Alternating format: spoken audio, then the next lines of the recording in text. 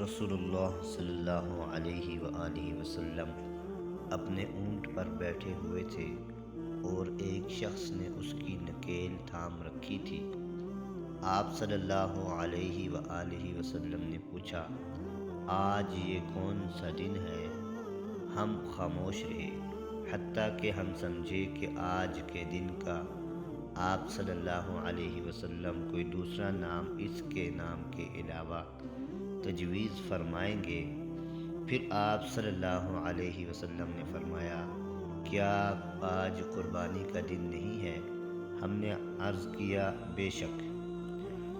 اس کے بعد آپ صلی اللہ علیہ وسلم نے فرمایا، یہ کون سا مہینہ ہے؟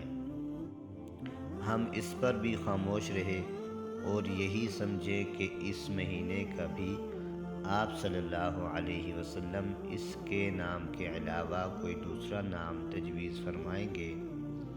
پھر آپ صلی اللہ علیہ وآلہ وسلم نے فرمایا، کیا یہ ذی الحج کا مہینہ نہیں ہے؟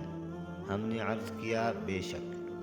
آپ صلی اللہ علیہ وسلم نے فرمایا، تو یقیناً تمہاری جانیں اور تمہارے مال اور تمہاری آبرو تمہارے درمیان اسی طرح حرام ہے جس طرح آج کے دن کی حرمت تمہارے اس مہینے اور اس شہر میں ہے۔